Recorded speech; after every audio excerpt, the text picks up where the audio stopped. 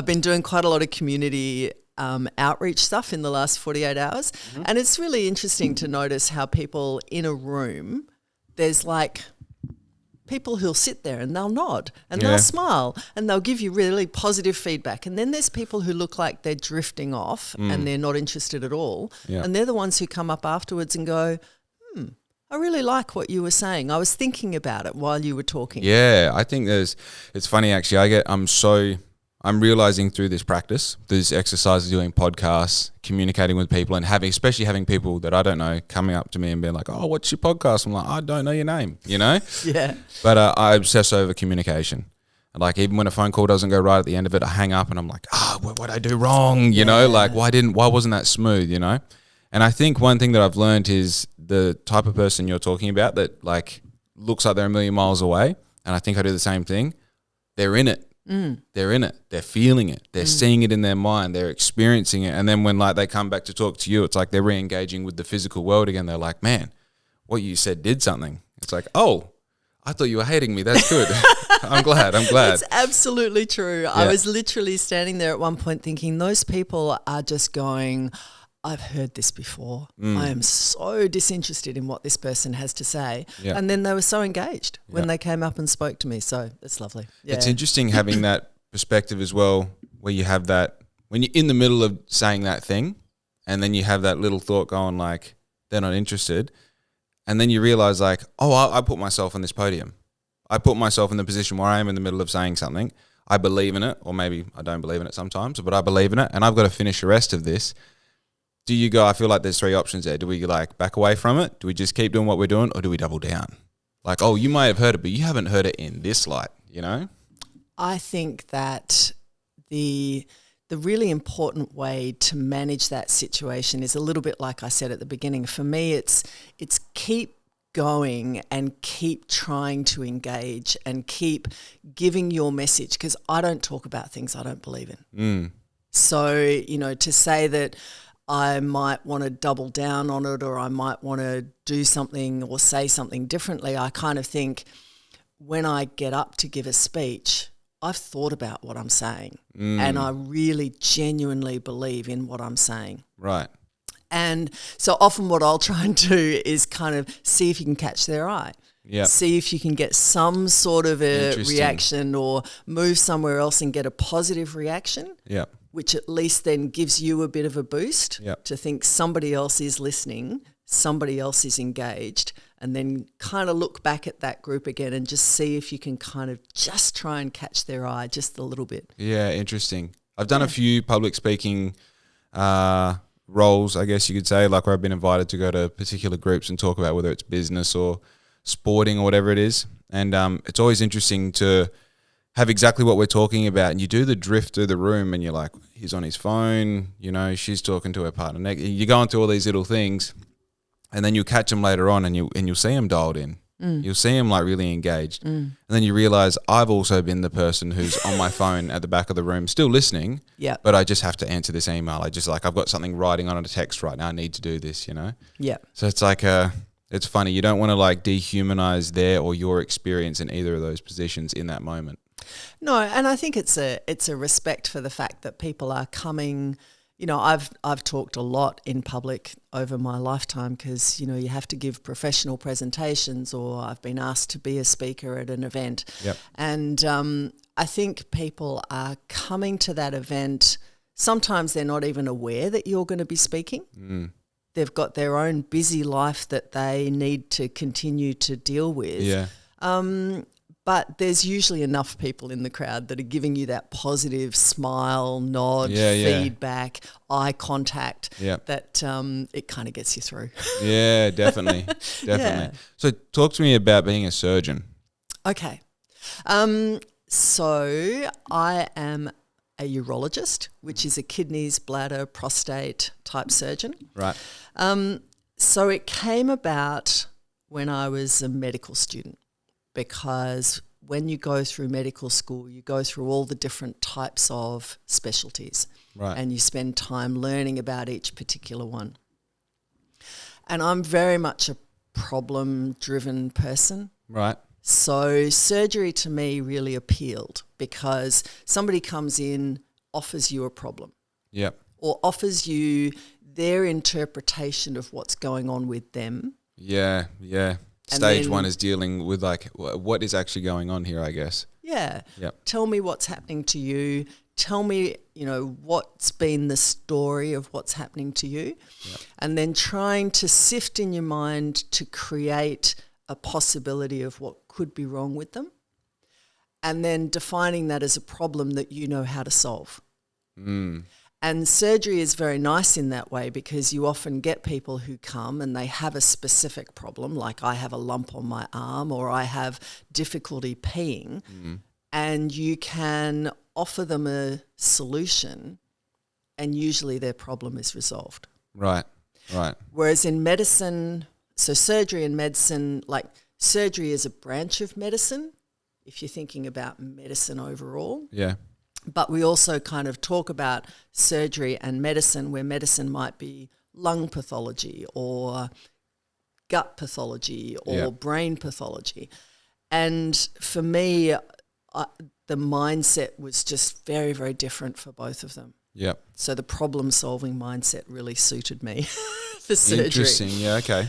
So then I went through and I did a whole lot of surgical training and I did a whole lot of different specialties, and I went and worked in the UK for a year and worked in urology in the UK, and I just loved it.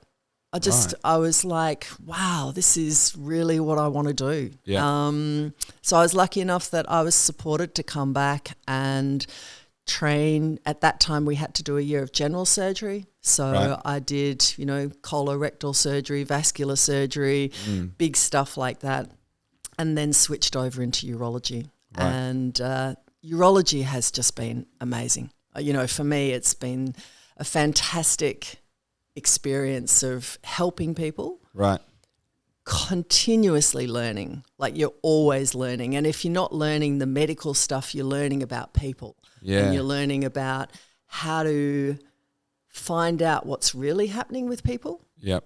Because sometimes the story that they bring is not always refined, if you like, in the way that we might like to hear it. So you've got to work out how to talk to different sorts of people and get different people to open up about what's happening.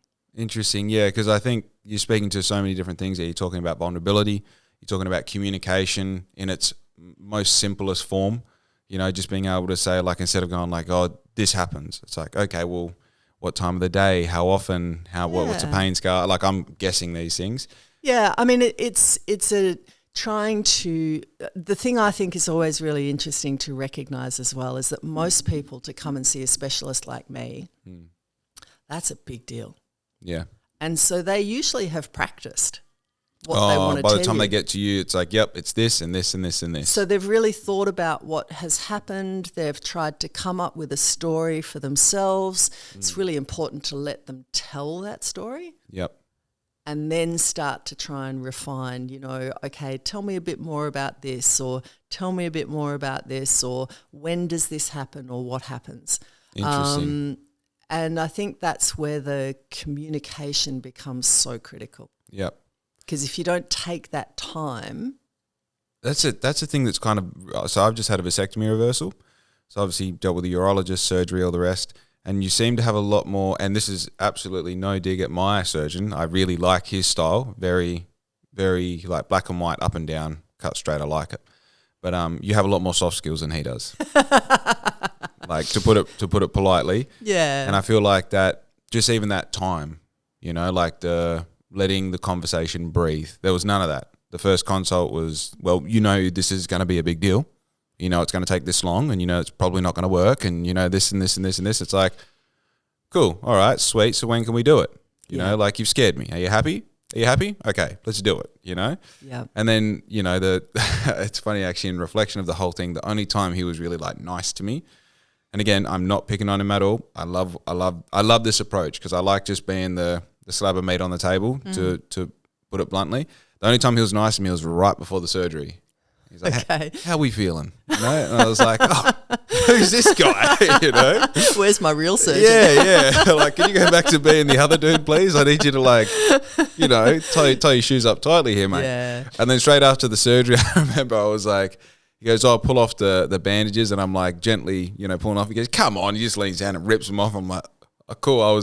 Okay, cool. That's all good. That's fine. Yeah. And then I had to call up about a week into recovery, which, as you would know, is a lengthy process. They said, 3 weeks. I'm like, 3 days, champion. I'll be back bloody riding the push bike. No, sir, no.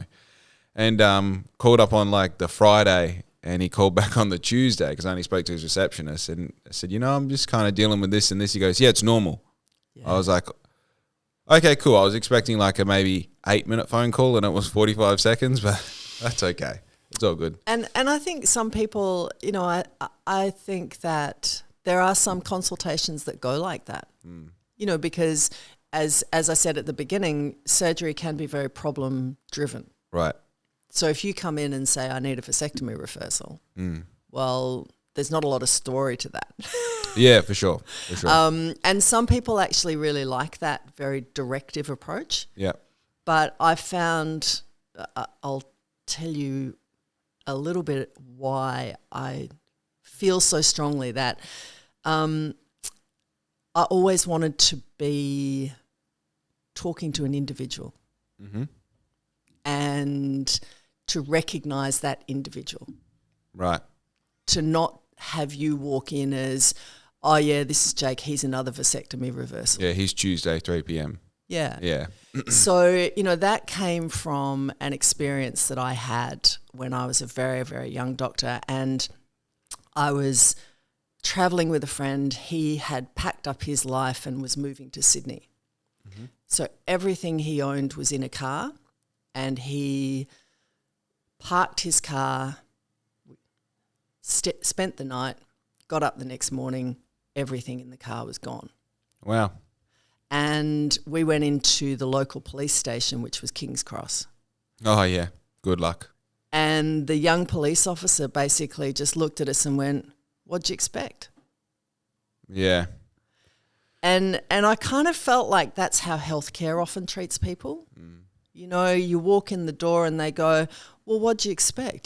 Just you're really annoying. You're a bothersome person. Yeah. And I felt, for me, that was a really, really pivotal moment because I was gutted by that response. Yeah. Because this was our lives, that somebody had broken into the car and stolen. Yeah. And for him, it was just another annoying theft report. Yeah. So That's a coming to consciousness moment as well. Yeah. Because I sell uniforms, but everyone who calls up, whether it's going to take 3 days to get to job creation phase or whether it takes 30 seconds, I know that, as you say, you have to recognize that person. And, to compare a surgeon to a salesman sounds bizarre, but it's all the same. It's that human interaction. And people respect that human interaction and they want that human interaction. They want you to actually genuinely care so you get it right. Yeah, 100%. Yeah, and also I think that's that do unto others, isn't it? Absolutely. The reason they want that is because if the roles were reversed, that's like in your situation with a police officer, it's like, what do you expect? Well, I don't know, but right now I expect you to be a police officer in Australia and hear me. And hear me and tell me that, yes, okay, this is a common occurrence, but maybe there's a way that we might get something back. Yeah. Instead of just like, "Oh, yeah, fill that form in and go over there and sit down." Yeah. I can go down a few different avenues there. Let's not. One thing that always, especially because I've had this experience quite recently, one thing that is really fascinating to me is the idea that we're quite separated as humans now in this phase of humanity. We're quite separated from death. We're separated from parts inside the body being outside the body. You go past a car crash and someone's cut in half and you're like, "Oh, that's going to damage me," But as a surgeon, as someone in medicine, you elect to put yourself in these situations where as a human, you have to experience humans. Usually, if they're coming to you, they're in a dark phase, whether it's, everything from ED through to being a specialist, whether I've spoken to 3 or 4 other people before you in the industry to get to you. So what's the separation like when you've got a body on the table and you're fixing a problem? Where's the emotional separation there for you? Where's the person to person separation? That's where training comes in. You know, you have to understand that you have a job to do. It's your job. Yep. And you've been trained to have the skill to do that job. Yep. So the thing for me was always around, you know, there's actually a genuine enjoyment of using the skills that you have. For sure. And knowing that you can, in fact, take this damaged kidney out, or take, you know, deal with someone's problem with their prostate so that they wee better. And in those moments, you're focusing on your skills. Right. And there is that disassociation where you are accepting of the fact that it is Joe on the table. And sometimes Joe might be awake while you're operating on him. Huge. But you have to be completely zen and in the moment and focusing on what you're doing so that your skills come to the fore and you are doing the best possible job for Joe whilst Joe is trusting you with that. Yeah.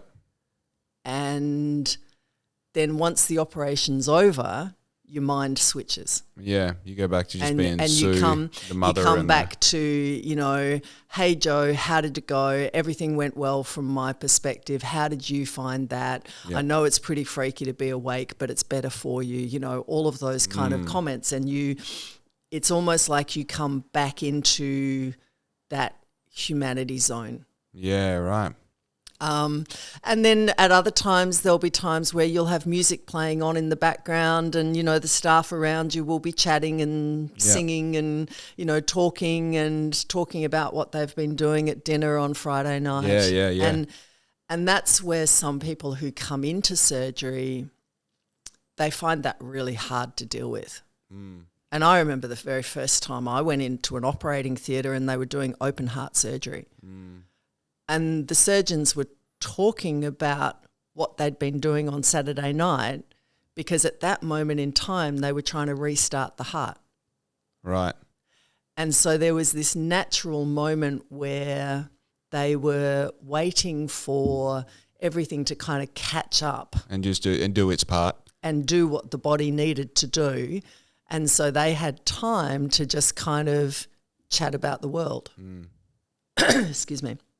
And I remember being really jarred by that. Yeah. Kind of going, this is bizarre. How can you switch like that from being so intense on what you're doing to then talking about what you did Saturday night? Yeah. I do see a relationship there between obviously you have to be very focused, and also when you're good at something and you hit a flow state, you can be a million miles away and doing a better job than if you're really focused on it. Absolutely. And there's a whole lot of muscle memory that comes into the role of being a surgeon. You know, during your training, you do so many of those operations so that you have that muscle memory. Yeah. This is what I do at this point in this moment of this operation. Yeah. It's crazy. I relate. I don't know how many of my podcasts you listen to. I relate pretty much everything to doing wheelies on a push bike, because it's one of those things that you literally have to do it a million times before you can even begin to consider yourself someone who can do wheelies. Yeah. And then you get deeper into doing wheelies. You know, it's not just riding. It's now I can slow down. Now I can corner. Now I can like do one hand. Now I can pop up with just one. And it's all these things you get to a point where now I'm riding alongside mum and I'm doing a wheelie and I'm like, anyway, and I'm doing a wheelie better than if I was really focusing on it. Yeah. You know? Because your body knows how to sit in that moment. Your body knows where the balance is because you've done it 100,000 times. Yeah. And it is that beautiful flow kind of state that you talk about. But you also have to be in that moment. Yeah, 100%. So how many surgeries would you think you've done? It would be a crazy amount? Yeah. Oh gosh, I don't know. I mean, it's thousands and thousands and thousands of operations. Wow. Because I've been doing 25 years just as a consultant, and then before that, you know, you've got 12 years of training. Yeah. So you are just operating all the time. And to become a good surgeon, you just want to be operating the whole time. Yeah, you kind of don't want to stop. Like, I know the worst thing that we're going to Japan in 3 weeks. Very exciting. And the worst part is I'm going to be away from, obviously, Louis and my bike. Yeah. And it's one of those, when I get back, you actually be marginally better because you took time off. But 100%, like, I would much rather, like, I don't care about that marginally. I would rather just keep doing wheelies every day. It's at a point now, it's not even a challenge anymore. It's like a reward that I get to do it because I've done it so much and because I know it so well. Yeah. I'd rather do wheelies in the wind than sit home and not go out on my bike at all. Yeah. So I think there's that. I understand you want to be doing the thing. Yeah, and you want to be doing it over and over and over and over and over again, because then each little nuance of it gets better and better and better. Right. And, I think not to focus too much on the technical aspects, but, there are technical things that you just get better and better and better at the more times you do it. Right.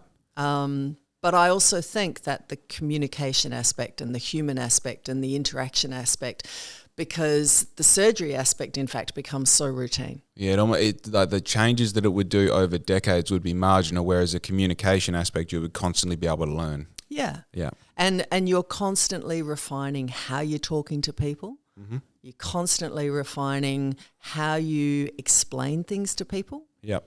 That's such a big part of being a surgeon. When people put that trust in you, they then want to understand what's going to happen to them. Mm. And you've got to find a way of putting it in terms that they understand, so that then they can say, yep, I'm on board. This is what I want to do. Yeah, interesting. Yeah. I was definitely very eager to find out what was going to happen to me in surgery. And when I came to and realized I had 2 scars instead of 1, I'm like, what is that? Is that normal? And he's like, yeah, we have 2 Vans deferens that we had to fix. So I was like, I didn't even know we cut 2 to begin with. Like, no one's telling me enough, Yeah. But also, there's also the vulnerability of this. So this is my second surgery. First one, I had a meniscus removal in my right knee, and I was super scared to go under. And the second one, I was super scared to go under as well. But it's kind of like flying, like as soon as you get on that plane, as soon as it takes off, hands are off the wheel. I can't do anything. If we're going to die, we're going to die. All right. So I think going under this time I was really put at ease by the fact that, you go in there and like, hey, you going, Jake? I'm like, oh, how are you? I'm nurse such and such. I'm going to be. And then you're out, Yeah. How blissful. I can't work. I can't do anything, even if I have to do it. Like, I'm completely in your hands, Do you have people that are the total opposite of that are just like at that moment before things are about to happen, they're like, I don't want any of this. I want to be better, but I don't want any of this? Yes. And you get people who have come into the operating theatre. Usually that's a fear response. Mm. They are absolutely terrified because maybe they haven't yet told you that Auntie Jo died under anaesthetic 20 years ago. Mm. And they haven't told anybody that because they're too scared to mention it in case it becomes true. I haven't even told themselves that in reality. Yeah. So I think that, that was always something that I did try and do, was really humanise the experience as people came into the theatre as well, and make sure I'm there. There's a face that they recognise. Yeah. As they're going off to sleep, I'll often be holding their hand and reassuring them that, Wow. we're looking after you, everything's fine. Yeah. And when people are, agitated, upset, terrified, it depends on the circumstance. If they need the operation, so they're an emergency case, then in fact the best thing you can do, unfortunately, is just hold their hand and say, we promise we'll look after you, and get them to sleep as quickly as possible. Yeah, just get that medicine into them so that they're not building and building and building and building and getting worse and worse. Yeah. If somebody is having an operation, which we say is, well, you don't absolutely have to have this operation. I can't say I've ever had somebody come in and refuse at the point that they're on the operating table. Hey, it's all good. Thank you. Because for me, that means I've failed. I haven't told them enough. I haven't spoken to them enough. I haven't understood their motivations for coming for this procedure or their fears about what might happen when they have this procedure. Right. So, I can genuinely say that would be a really uncommon experience. Yep. To have somebody refuse. Yeah. At the point of being in the anaesthetic bay just before theatre or wheeled in and refuse. There is a lot of steps before that, isn't there? It's huge. The consult, the booking, the pre-administrate, all the stuff. All that stuff. And I used to try and have a kind of sense that I'm not going to book somebody for an operation after their first visit. Okay. Unless it's something that's really cut and dried, like a vasectomy reversal. Yeah. Because you actually want to build that relationship. Yeah. And you want to give them a chance to think about what you've said, go away, process it. Yeah. And then come back and ask you the questions that they forgot to ask you last time. Wow, yeah, that's such a sensible, mature thing to offer by default. Not even like all right, cool, sit on this, come back in a week or 6 weeks or 6 months, and if you still want to pull the trigger. I mean, I had to jump through hoops to get a vasectomy as early as I did. Yeah. And that was a real yeah, cool, I'll do it. I was like, oh, sweet. He goes, come back in 6 months and we'll book it in then. Yeah. And I was like, all right, cool, 6 months today. I went back, I'm like, I'm definitely. I'm ready to go. I've frozen sperm. Let's do this. That was and then obviously on the reverse, as you said, it's cut dry. It's not really, you need to go away. By that point, I was like, when can you do it? And he said, we can do it next week. I'm like, that's probably too soon, Yeah. But yeah, book me in, Yeah. So that was it's such a, I feel like we've kind of accidentally highlighted there's a human element missing in medicine almost. Like medicine has become so, the fact that you're having these practices that you've implied into, how you operate, and that's an unusual thing, I think there's definitely that. You go to your GP, you get your 15-minute booking, you go in there, they accept you 20 minutes late. They're like, right, what tablets are you asking for here? Okay, sometimes they're even Googling what you're telling them, and you're like, brother, what I can Google. I have Chat GPT. Google's second rate to Chat. What are you doing? Yeah. So it's have you taken that responsibility on? Obviously you have, because you're a parent, or is it because where does that come from? I think there was a definite desire to do things differently. And I think, that comes perhaps from gender and being in a space. When I trained, I was the 5th woman to come out as a urologist in Australasia. Really? Yeah. Wow. Do they give you a bloody certificate? Do I get a medal? Or a ribbon? A ribbon would be nice, right? Yeah. So, you can imagine. And then I also chose to come to a regional area. Yep. And set up a practice in a regional area. So you're dealing with people who are already struggling with the thought that they might actually have to speak to a female surgeon about what is incredibly and intensely private for many men. Yeah. So for me, it's always been that awareness that I am bringing something different to the table. Yep. And so make that difference work and make the outcomes for people better. Yeah. And try and humanize that medicine rather than make it transactional. Yeah. Yeah, for sure. For sure. I think you're right. I think gender has a big part of that role. Yeah. Just being able to look at things from an empathetic point of view rather than a completely logical, here's what needs to happen, here's a time frame it needs to happen in. Yeah. So I assume you would have dealt with some burly, strong-minded men in your time. When they come to you and they're at that point where they're talking to you, is there almost a sense of, obviously you have the tools to fix them, right? But is there a sense of do you have any fear in having to deal with that sort of person over, say, someone who's coming in completely vulnerable, this is my problem, I need to fix it? Is there any sort of oddity in that interaction, do you think? I'm going to say that for me, I've always just said, everyone underneath it is a human. And everyone brings different personalities to the table. They bring different problems to the table, but there's an underlying humanity in everybody. Yeah. And so, you find that connection, whether it's that you might be talking about the footy club, or you might be talking about their bowling club, or you might be talking about their Harley Davidson. You find a connection which allows you to start to get the way in. Yeah. And then they need to trust you. And so you need to be honest, and you need to be human, and you need to be open. And you need to be aware that people are bringing all sorts of characteristics to the table. They may have no money. They may have parents who are dying. They might have their business failing and being chased by people for money. Yeah. And everybody's bringing stuff to the table. Yeah, for sure. For sure.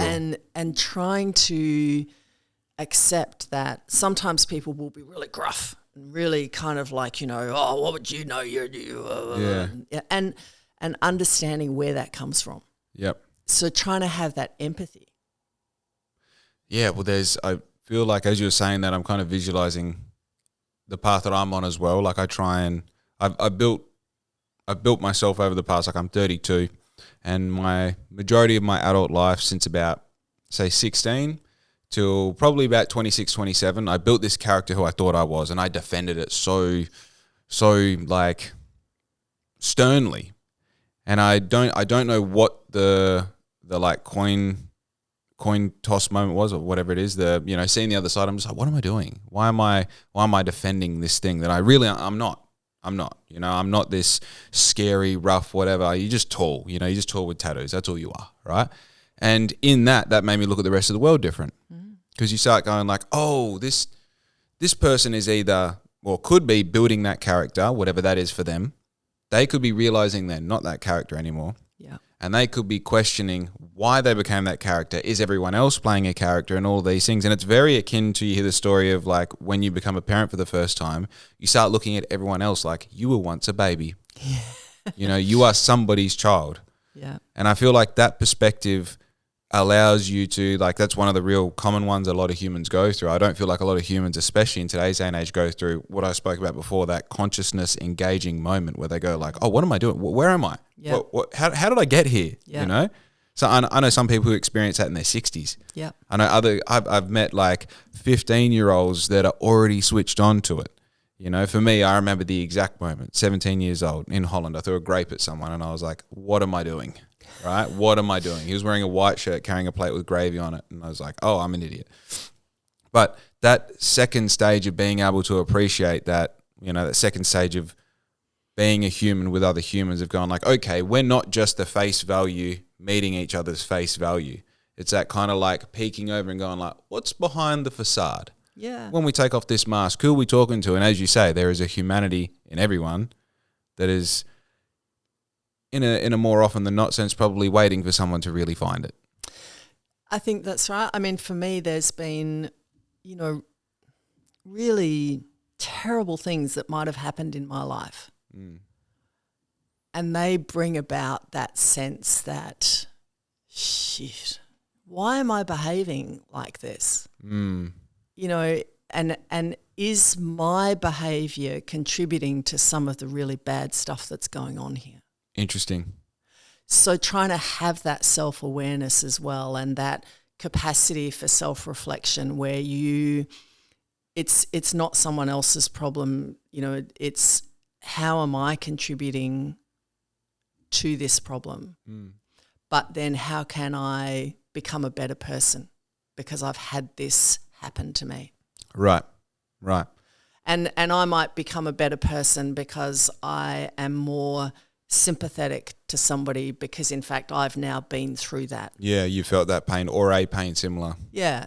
And I'm not saying that you have to experience everything in life to understand how other people might experience it. And everybody experiences it differently as well. Like your comment about going past a road accident.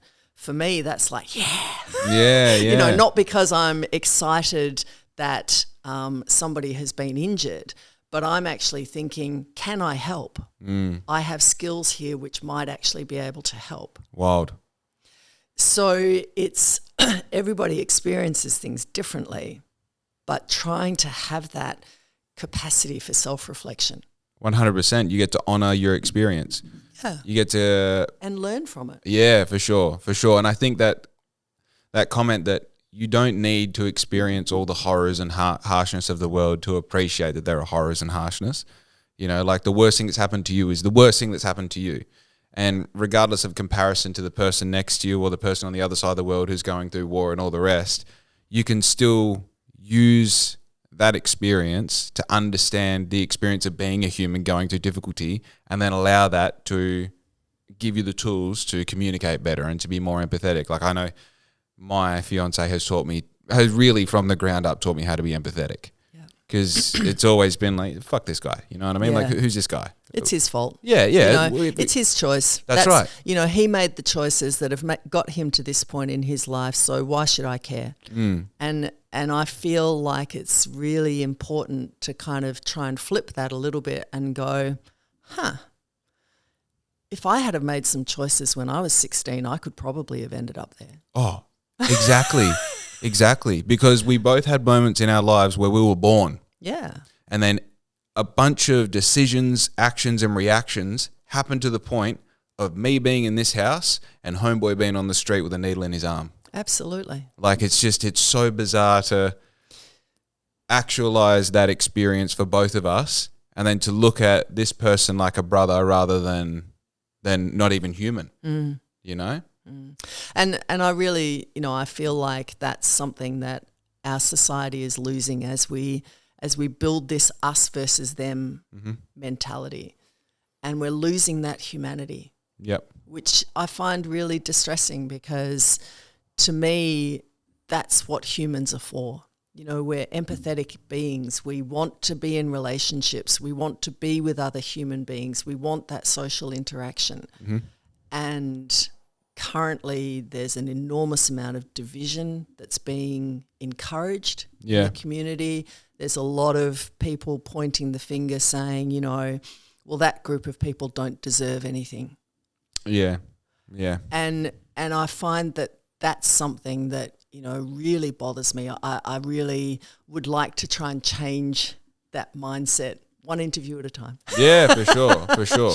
Where people are more accepting of difference, are more accepting of the difficulties that other people might be facing, and are more willing to reach out to the humanity in that person than push them down and say, oh, they're just a dickhead who doesn't know what they're doing.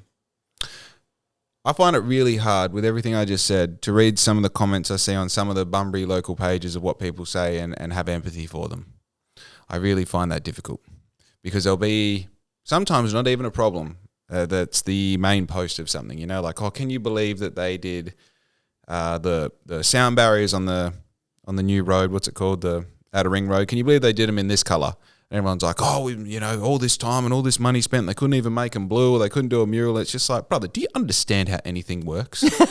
Do you know how insignificant that is? Do you know how long the conversations have been happening about that particular thing? And because you have a microphone, which is your keyboard in front of you, you're going to have a comment, you know? Like, the best and worst thing to happen in the most recent technological sort of uprising with social media and all the rest is now everybody has a say. And I find it extremely difficult to put yourself into, you know, a forum, a space of discussion, and try and, especially in these like one comment at a time, have it out, if, you know, for lack of better words, with these people who are coming at it from a point of view that they can't have a discussion. They can only have a you said, then I said, then you said, then I said, until there's a certain amount of fatigue and somebody wins, when in reality nobody won, because you didn't get a conclusion out of it. So I think you're right. There's definitely a push to divide. What would you think is a suitable, I mean, there is no solution, but what are the steps towards creating less of a divide and to feel a bit more community, a bit more connection and like trust in that? And not, I mean, I'm talking from a very personal point of view, but not thinking that person on the other side of the fence is a dickhead, you know? Yeah, look, I mean, I think that if you take the social media example, then I think people feel emboldened to say things online that they would never say to your face. Mm. And some people genuinely like to promote arguments. Yeah. Now, I meet people in real life, and I know someone very, very well who his greatest joy in life is to promote an argument. Interesting. When you're sitting down around a table. Yep. And he finds that enjoyable, and other people find it uncomfortable. Right. So I think that it's recognizing again that different things move different people. Yeah. And for some people, that might be their only interaction they have that day. Yeah, true. To be online and to be promoting, some position that really what they're just wanting is for somebody to answer them. Yeah. And then they can answer back. Yeah, it's a structure of it. It's not even the topic. It's just that sense. And then they do see it, I think, as a way of it's a self-esteem building thing, because if they perceive that they've won that argument, then that gives them a little boost. Yeah. And so I look at those forums, and most times I don't interact because I think there's no point. You can't. There's absolutely no point. I'm not someone who likes to have an argument for an argument's sake. Mm. I'm happy to disagree with people. Yeah. And I'm happy to have differences of opinion aired, and I'm happy to bring 10 people around a table and have 10 different opinions. Yep. And try and build a pathway to go forward. Yep. But I think encouraging that face-to-face interaction becomes so important. It's huge. It's huge. And COVID really, really trashed a lot of those face-to-face interactions. Yeah. And then increasingly big business is trashing those face-to-face interactions because you don't get to go into your local branch anymore. You get to write an email inquiry that if you're lucky somebody might answer. Talk to a chatbot. Yeah. Yeah.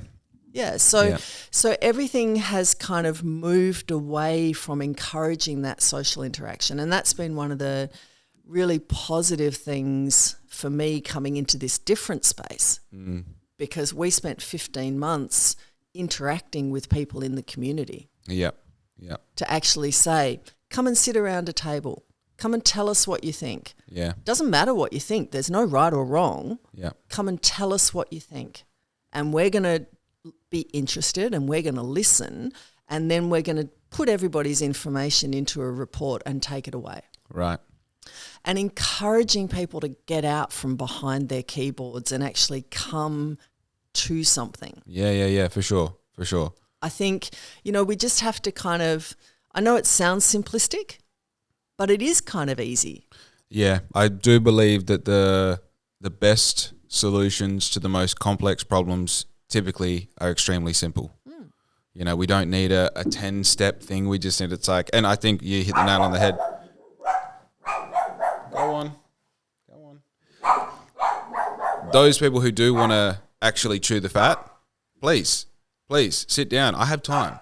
If I don't have time, I'll make time. I really do like the idea of someone who goes no, I genuinely feel passionate about this. Great. Yeah. I love passion. Come and let's talk. And if you want to scream till you're blue in the face, if that's how it ends, let's even do that. I want to hear it. But I always go to, I love that your belief in not engaging in these forums. I got told this really good analogy when I was very young. Two people screaming, an idiot and a smart person screaming at each other from a distance is two idiots. Yep. Right? Yep. And Facebook is from a distance. Absolutely. That's the thing. Most of the time you see these people that are commenting, you're let me do a little bit of research here. Oh, the profile's locked. You're not even going to let me see what you look like. Or half the time you've just created the profile for this exact purpose. And now you've actually just got AI generating your responses to continue to inflame the argument, and you're not even really interacting on any personal level whatsoever. Yep. But your agenda is to promote discord. Yeah. And for me, I just look at that and go, I got better things to do with my time. 100%. 100%. I would, I'd love to go to a meeting, have 100 people in the meeting and thrash it out in real life. Mm-hmm. Don't hide behind your keyboard. Yeah. And tell me that, you're just this or you're just that. Yeah. Because how do you know? Yeah, yeah. And also, I mean, the big thing I find, let's use the example of the Outer Ring Road. We moved here when I was 10 years old. So I'm 32, so it's 22 years ago. Yeah. And they were saying then that it was going to happen. Like these, and I've been to my fair share of council meetings. I've flirted with the idea of running for council myself. So I have a very general gist of how the stuff works. And the people who are commenting on these things with their problems after the project's been completed, after how many months and years it took, and after how much planning and after all the conversation they got had, and now they're having their opinion. It's like, brother, you don't get it. You don't get it. For me to engage with you at all is just making me another idiot. And I'm not saying that person's an idiot, but it's like, also, please, just a little bit of research before you say these things. Yeah. But just so we don't get, and also this is for my sake as well, but just for the sake of the listeners, would you like to explain exactly the position that you're in right now and what your goals are for the future? Yeah, so I have at the moment put my medical life on hold so that I can run for federal politics. Yep. And that's in the seat of Forrest, which goes all the way from Harvey in the north to Augusta in the south. It's the big coastal strip, so it's a massive big electorate, 100,000 people voters, many people who may not yet be enrolled to vote. Yep. And I'm running as an independent because for me, we currently have like a two-party system in politics. Yep. So again, this is this divide. You're a Labor supporter or you're a Liberal supporter, or you might be a Greens or a One Nation or, any of the other minor parties. Yep. And the problem that I see with that system is that those people have to vote with their party. Right. And their parties are on the East Coast. Mm. And so you might be sitting in a room with 10 of your colleagues and we're talking about what we're going to fund, and your colleagues on the East Coast say, well, actually, I need this funding because we need to get this seat back at the next election. Right. And so you have to shut up. Whereas if I'm an independent, I can actually be there going, hello, Forrest, Western Australia. Yep. This is really important. We provide you guys with a whole lot of money. We actually are the generation of wealth for this country. Right. And yet, what has Forrest got in return? And what has this electorate got from our federal government in return? And so I looked at it for ages, and I wasn't going to do it. I was like, no. Why would I put my head above the parapet? Yeah, it's a huge responsibility to take on. A, to put yourself in the position of I'm going to try and do this, and B, if you get it, you're putting yourself in the line of fire. Yeah. 100%. Yeah. Stop, please. It's enough. Yeah, so there's a lengthy backstory to why I got to this point, but for me now it's about things like we look at what's happening in the Southwest. This is a biodiversity hotspot. Mm-hmm. And yet when somebody wants to knock down 78 hectares, sure, away you go, no problem. And there's no capacity for our communities to actually say, well, look, okay, we'd be more than happy to have that road. We think that road's a great idea. Absolutely, Bunbury needs a road. Yep. But could we put it somewhere where, in fact, we're not going to be knocking down 78 hectares of biodiversity? So the Bunbury Outer Ring Road was something that I was involved with. Lou, go to bed. It's enough. No, it's enough. I'm sorry. No, that's all right. It's enough. Go to bed. Go to bed. See my serious side. Come on. You can tell he runs a house, eh? Yeah. But it's not because I'm anti-development. Yep. But for me, it's because we've got to do it better. Yeah. I've lived here for 25 years and I have seen, we need housing. Yep. Absolutely, we have to have housing. But I went into Dayalat one day. It was a forest. the next day it's clear felt. Yeah. I've seen that since I've been in Bunbury for sure. Yeah, so, it's that intersection between how do we manage this incredible place that people want to come to. People want to come to the Southwest because it's physically beautiful. Yeah. Oh, we're in an amazing slice of heaven. Yeah. Yeah. But we've got to then work out how we protect that. Yep. And yet we have to support the population that wants to be here. 100%. So I think we could do that a whole lot better. Yep. And then for me, boy, watching this business of people go into politics because that's what they've always thought they wanted to do. They've got not a lot of other life skill. They've always been a member of a particular party. Yep. They've never thought outside the box of what that party might be saying or doing. Yep. They are looking at it as an opportunity to get a better job out the other side. That's a big one. And use the contacts that they made whilst they were a member to get a really good job out the other side. Yep. And there's no accountability for where the money is coming from. Yep. To support these bigger parties. And there's no accountability for who they're meeting. So, the Liberals and the Labor Party have both agreed that gambling should be reformed. Right. They commissioned a big report and there's really clear guidelines on what should happen and what we should be doing because of the harms that gambling brings. Right. And they both said, yep, we agree. And then the gambling lobby gets in their ear and they get access to the ministers. Yeah. And they give the ministers $200,000. And so, surprise, surprise, the minister says, oh, no, we can't quite action that just at the moment. Right. It's an age, something as old as time. This is just how things work. So that to me is where that disillusionment starts to come in and people disengage from politics. And people say, well, politics is just for people who are corrupt or who they're after power or they're after, some sort of job at the end of it. Yep. And that's where people like me make a difference. Yeah. Because I've spent 25 years building a medical practice. Yeah. And doing international aid work and living in this community. And I don't need a job at the end of this. Yeah. Yeah. I'm going into it because I genuinely think we can do better. Yeah. Yeah. I like the idea of mastering something before you try and master this, which is what you've done. I think there's definitely, I put a lot of my success in business down to I was a very high-functioning, high-performing athlete when I was in my teenage years. I was a professional athlete for 12 months, lived in Europe, done the thing. Like I get what it takes to win. Yeah.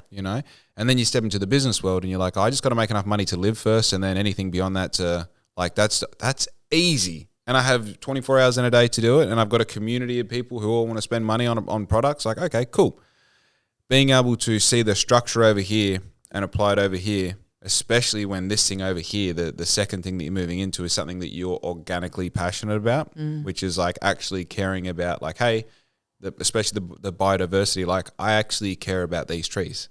I care about the longevity. Like not only do I have to live here, my kids are going to live here, their kids are going to live here. Can we make sure that, yes, they have roads, but they've also got clean air? Yeah. It's not a crazy And there's ask. water and there's black cockatoos that can inspire them to paint. Yeah. It's so many aspects of our environment. And, people say, don't bang on about climate. But generally, if you look at what's going to happen with our cost of living, where I live, which is in Stratham, I guarantee my insurance is going to go up 20% because of the LA fires.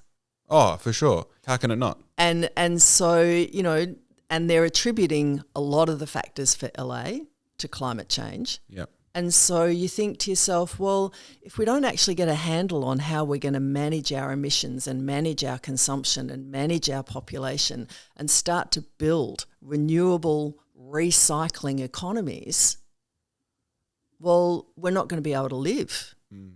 So, for me, we also have to look at why aren't we promoting? Actually, there's technology there that would allow us to recycle photovoltaic panels.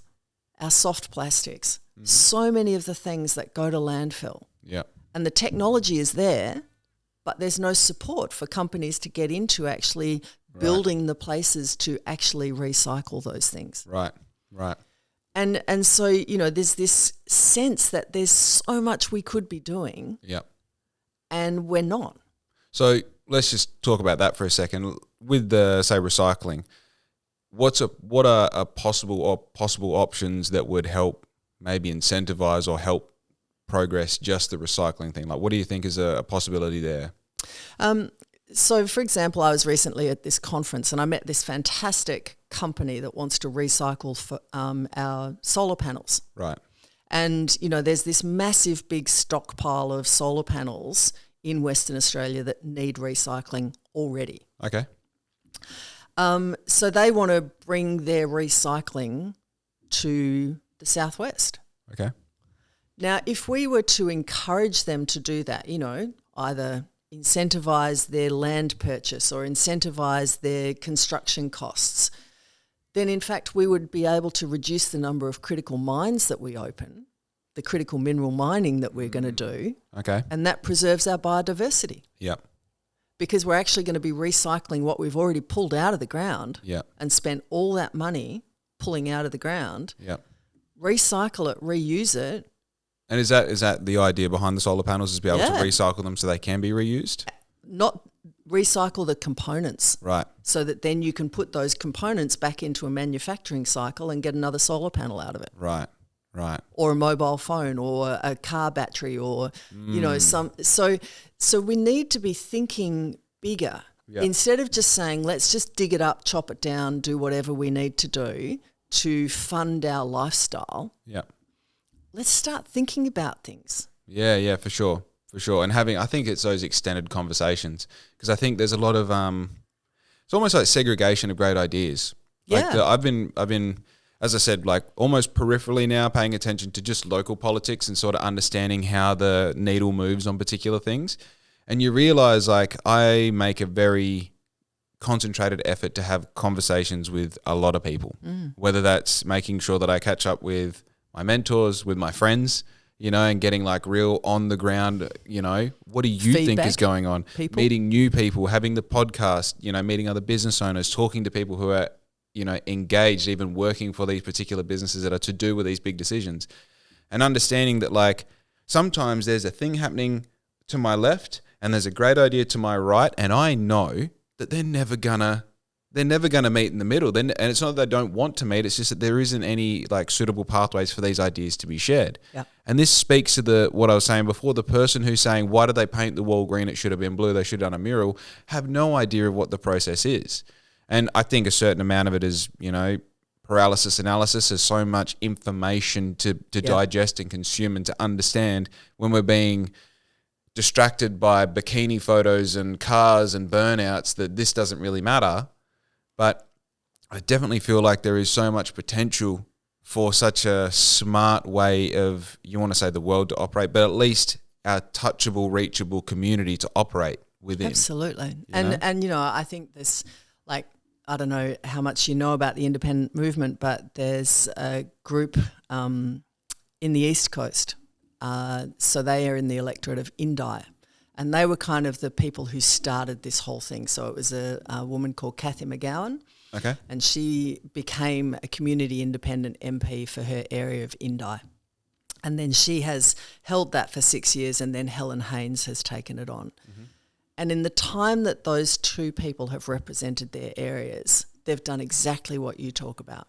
They bring people to the table, they come up with solutions, and they put funding proposals in front of the government, and the government goes, good idea, let's do that. So what does that look like in reality? How do you get these great minds together? How do you put them in rooms? I mean, at the moment, I'm spending a lot of time, I'm going around and I'm meeting all the mayors and all the CEOs, and I'm trying to meet as many of the people who run big corporations in this area as much as possible, and say to them, what are your priorities? What would you like to do? And where are the roadblocks? And how can we improve the system around those roadblocks? Now, one of the big roadblocks in the Southwest that everybody talks about is, I can't get power to my development. I can't get water to my development. Okay. You know, I went and visited a company yesterday and they want to do a $50 million project, which would enhance an enormous facility in this southwest. Mm-hmm. But the two water boards are fighting over who's going to provide the water. Oh, okay.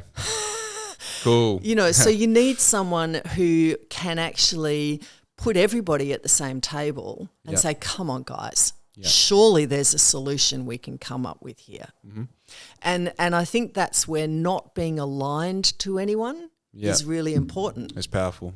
Because then as I'm aligned to the community and I'm here to say, okay, what's a good outcome for our community? How can we make better housing? How can we get better industry? How can we actually get things to start moving so we all live a better life? Interesting. So tell me, what happens when company X over here that wants to do a $50 million project wants to have this conversation with you over a $2,000 dinner? Because now you're not aligned with anyone. Of course, having your favor would be beneficial.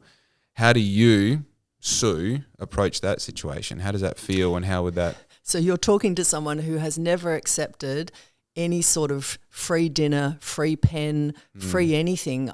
I'm the sort of person who I genuinely am not interested in people paying for my attention or interested in paying me, because there's always a price when they pay you. I'm glad this is an unpaid podcast, so that's great. But, you know, it is that thing where you kind of go, there's a price. If somebody wants to give you $20,000, there's a price to that. Oh, it's a real thing. For sure. So for me, that's always been my approach, that I kind of say, I don't want to be beholden to someone. I'm happy to live a lesser existence by other people's terms, because I won't do that. Yep. And that's, I think that's a scary thing is in my growth in business, as I sell uniforms, you realize that on the very most innocent level, right? You go down to the darts club, you're playing darts. I don't play darts, and I'm got a sloppy technique or whatever. The dude comes on, he's like, put your elbow here and you do this, you do that. How are you? My name's Steve. I own business X. What do you do? Oh, I do uniforms. Oh, you do uniforms. And then it turns into a transaction, right? And then you go, oh, cool. I might go try bowls next week. And I might go try doing this. And I might try go doing that. And the nth degree of that is I know that Lewis over here owns Iluka, whatever, right?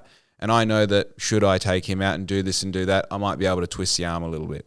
So looking at it from the other point of view, as someone who's just trying to sell uniforms, I don't have a $50 million project, whatever, but I'm trying to build a better life for my family. I'm trying to create freedom. I'm trying to create, comfort and safety and all of these things.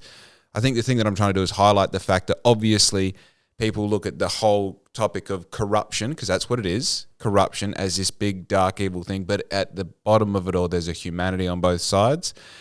And I think being able to hold on to the wholesome part of your humanity and go, it's a greater good here. The $20,000 for me doesn't change my community. It only changes my life. So for me, I would look at it that, if you want to sell me a uniform, I'll meet you at the darts club and let's buy our own drinks. Yeah.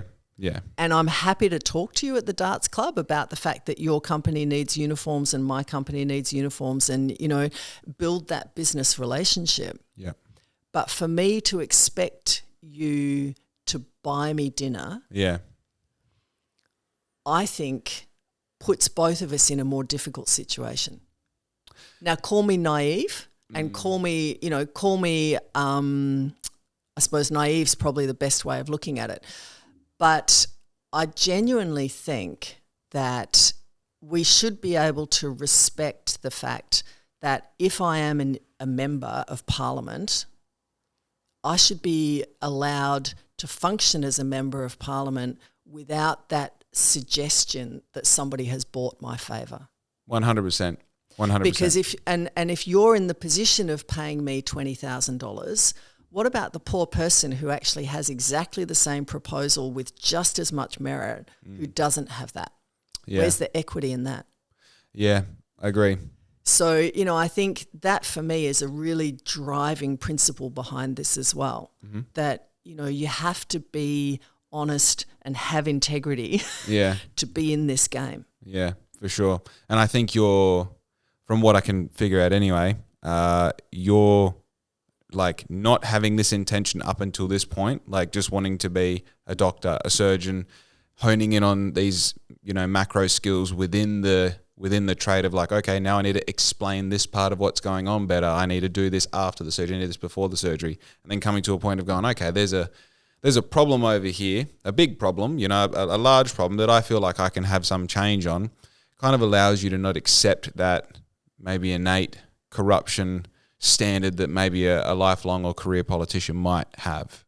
Yeah, I mean, I think for me, it's having those previous life skills and having set a certain moral values already. Yep. Now, life is changeable and everybody changes and we all grow and we all make different decisions. Yep. But ultimately, my values are what are really important to me.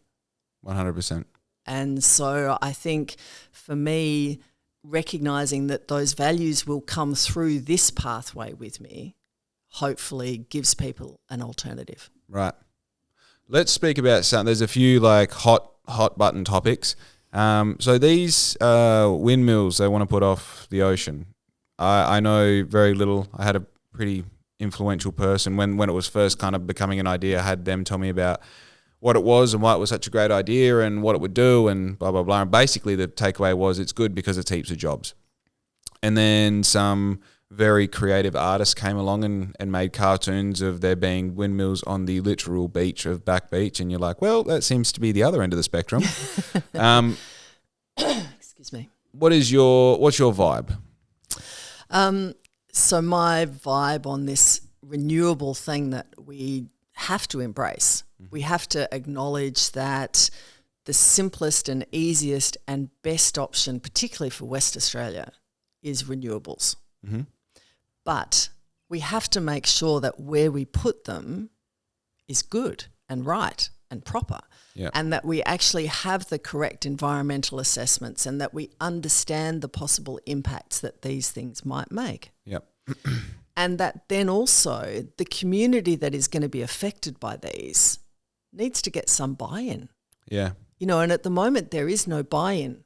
It's that a company comes along and puts forward a proposal and the federal government looks at that proposal and says, well, yeah, it's in Commonwealth waters, so we're going to make the decision regardless of what the community thinks. And the community doesn't even get cheaper electricity. Or the community doesn't get a swimming pool. Or the community doesn't get a rec centre. Okay, so just back up. The way this happened is company comes along and says to government, here's what we do, and we want to do this, and if you do this, it's worth this much money. Government then goes, okay, project looks good. It's going to cost us this much. We're going to get this and this and this in return, regardless of what the residents, what the people get. Is that the process? Is that how things like this come about? At the moment, what is happening with it is the government felt that they should declare what are called these offshore wind zones. Mm-hmm. And so the area in Geograph Bay was declared as a potential offshore wind zone. Right. And they had the community feedback, which I'm going to say was terrible. I went to one of the meetings and it was just appalling. Government representatives who simply could not tell you the simplest of pieces of information. Oh, not a good look.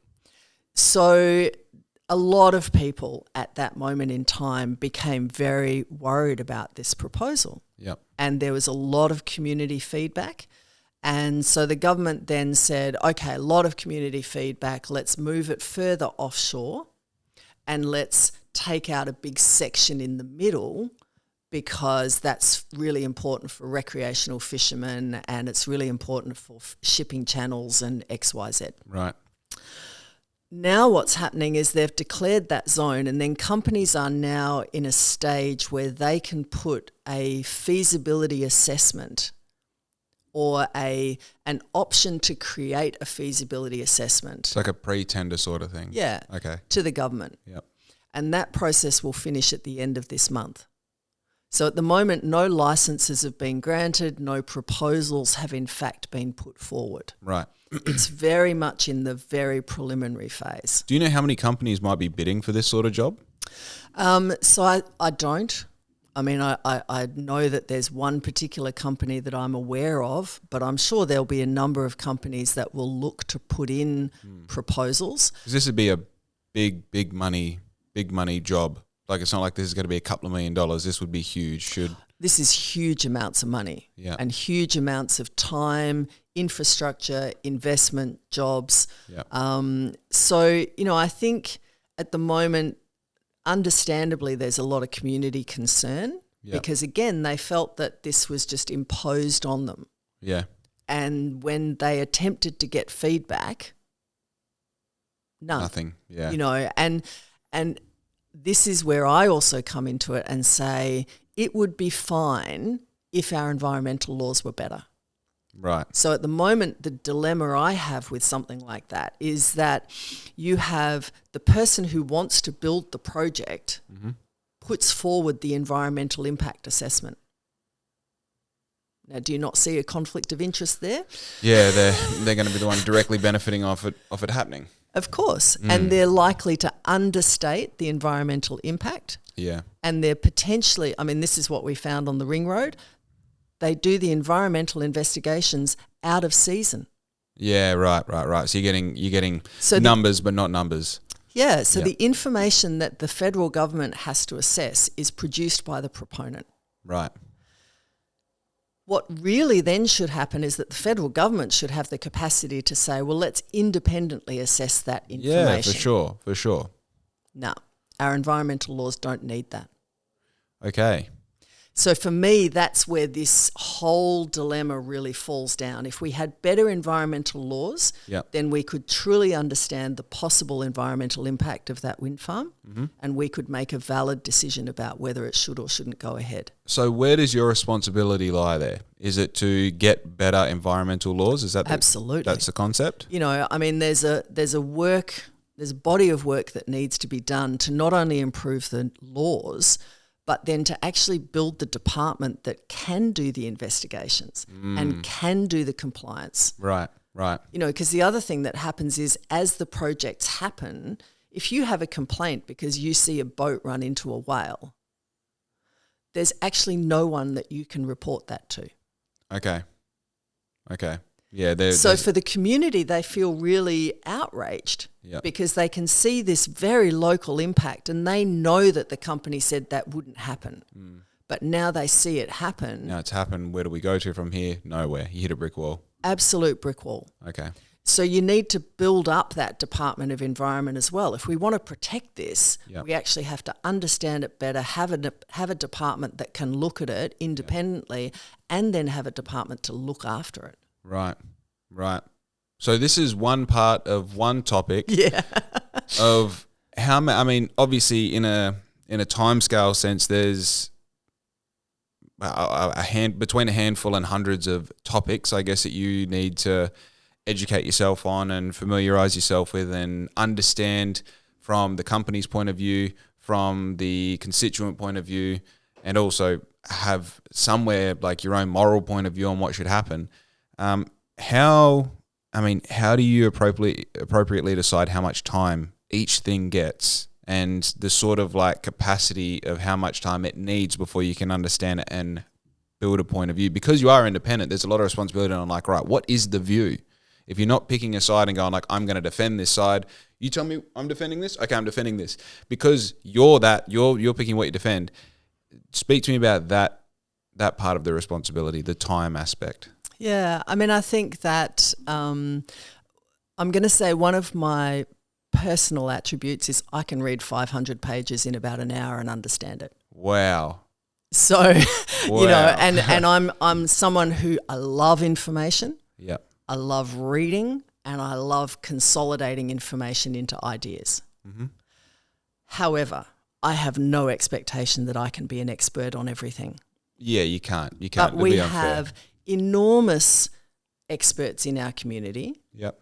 We have industry leaders who understand their industry. We have government departments that should understand their departments. Yep. We have how many government reports have been written in the last 10 years with recommendations that have never been acted on. So, for me, there's an enormous amount of information that's already available. Yep. It's pulling that information together. Now, sometimes that might mean some of the other independents have used community forums. Yep. So, you put out a call and you say, we need to come up with an idea about this proposal. Can we please put, 100 people in a room and let's set you up around 20 tables with 5 of you at each table, and then let's bring the leaders from each table into the middle of the room and let's come up with an idea. Interesting. And that's the difference as well for an independent, because you have to rely on your community. Yep. You're saying that you're representing them, so it no longer just becomes that go in, put your ballot in the box and say, oh, yeah, I've done my job. That's the end of the road for most people. It feels like, and I must admit, as someone who's moderately educated on the system, if we call it the system, it's like my whole vote ends with when I drop that piece of paper. The democracy sausage at the end. Now we're done with, It's crazy to now know what I know about local politics, where it's like there are times I call up Ben Andrew, who's a local, I'm like, hey, Ben, I don't get this. Yeah. And he's like, sweet, I don't have time now. Can I call you back and we'll discuss this? Because if you don't understand it and you want to know, I want to tell you. Yeah. So one thing I do know is there seems to be a common ground of, I might butcher this, so no offense to anyone who this might apply to, and if they get offended, I might be right. But living locally as a local representative seems to be not a very common thing. So you live in Stratham. Yep. Obviously, your plan is to stay in Stratham. Absolutely. So is it an understanding that there are particular people who represent maybe Forrest or even Bunbury that don't live in Bunbury? Is that? No, I mean, so Forrest, as I said, is a huge electorate. So there are other candidates who are coming from further south. Right. Further south, I don't have a problem with. Yeah. Because you're still a town, Pearl. I feel like Bunbury's still a town, like it's a city, but it's like 40,000 people in this like council shire. It's like realistically, we're not like a 1 million person city. We still run into people at Centre Point like, hey, I went to school with you. Yeah. So I think it's like the idea that someone might be speaking for Bunbury and living in Perth. Oh, okay. No. So at the moment, the people who I know of who are running in this election, they're all from here. Or from the southwest. Beautiful. Labor hasn't yet declared that they're going to run anybody. Okay. Is that peculiar? Is that interesting? Yes. We're quite close to the election, aren't we? Yes. Right. So what does that mean? Just Barleys, we're out. Yeah, look, I'm not sure. I've kind of spoken to a number of different people, and there seems to be a lot of uncertainty as to why are they not putting someone forward, and then, well, maybe nobody is wanting to put their name forward. Yeah, okay. So, yeah, for me, I kind of look at it that I need to run my race. Yeah. That's what you can do. I need to play my game. Yep. Offense is better than defense. Yep. 100%. So, for me, I'm just focused on what I'm doing. Yep. And being the squeaky wheel, and when things aren't right, putting my hand up and saying, well, how come Albanese announced $200 million of funding and Bunbury didn't get any of it? Interesting. So that's me. But if we go back to that vote in the ballot box, that's where independents do it differently as well. They say, look, if you're going to vote for me and you want me to represent your community, you become an active participant in your own democracy. 100%. You're not just, again, we're not just voting for a colour. Yeah. We're voting for a person, a human. Yeah. Yeah, a voice. Another hot button topic, and this is, I feel like there's no way of addressing it with the vocabulary I have without sounding like I'm a bloody, bigot or something. Homelessness. Yeah.